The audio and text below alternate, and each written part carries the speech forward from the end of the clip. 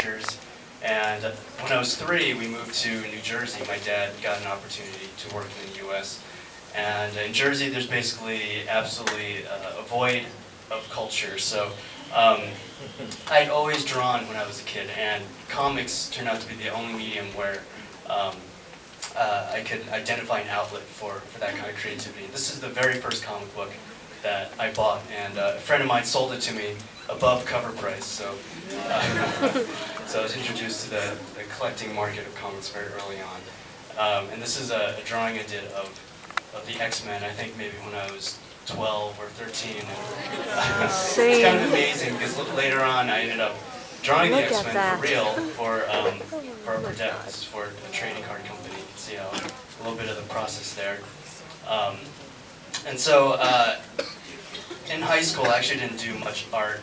I did a lot of music, but quickly discovered after a few years that I didn't have much talent in that area, so I settled for the next best thing, which was trying to figure out how to make a living doing drawing. And this is something I did when I was in high school for my art school portfolio. So you can see my humble beginnings there. It's a cereal box design. This is pre-Photoshop, so everything's hand-lettered. Let's see how precise it all is. So in school I had a lot of very influential teachers like Jim McMullen, who's a great illustrator, and he has a few books out that detail his process. And I think this affected me early on because I ended up showing my process on the internet and sharing it with people, and he really paved the way for me. So you can find his book, or I guess the 2 books that he's written. They're really terrific. An artist that's kind of similar to his work, Alice Neal, was someone else I fell in love with. She's very expressive in the way she describes figures, which is quite a contrast from this painter, Antonio Garcia Lopez, a South American painter, he'll spend maybe 10 years on a painting just observing something from life at the same time of day, every day. You see the surface of his paintings are built up, and sometimes they're sanded down and burned, and then you can see the history of the layers in the painting. Another guy, R.B. Katai, I really like how he collaged together moments in time and memory, and even though it looks quite abstract and expressionist, you can see his draftsmanship is really strong. So I studied in the illustration program, and I learned about illustration for the first time in art school because when I was a kid I didn't know that was something that was even possible. I didn't know that was a career that existed. This is an illustration by Itzvan Banyai, and he was very popular at the time when I was in school.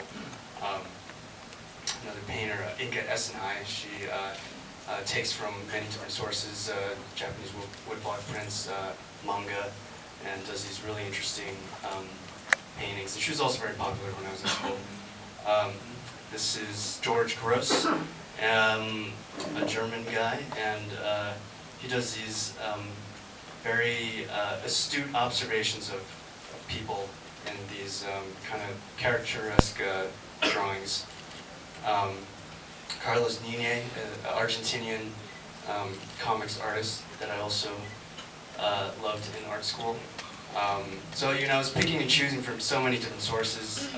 Being in art school, you're exposed to so many different images, and everything's so new and exciting. And I love these vintage Japanese comics, Japanese woodblock prints. Oshii is a really good guy to know. Hokusai. And you can see how he informed this piece, which I did early on, maybe in 2003. This piece is called Homeopathic.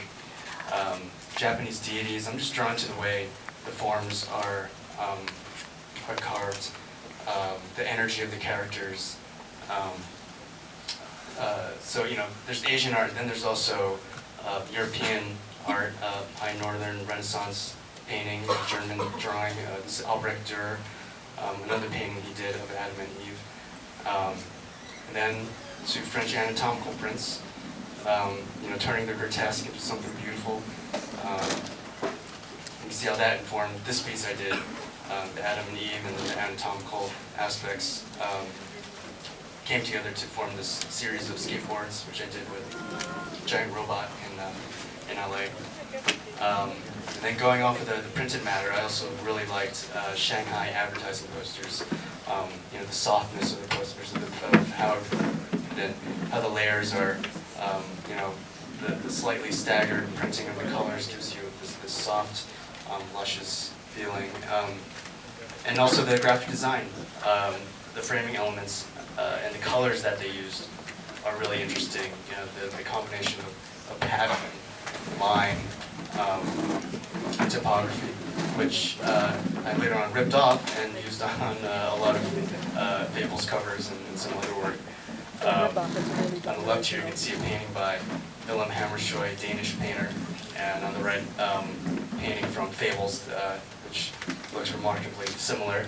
So I like to steal from a lot of artists, but usually they're dead, so they can't.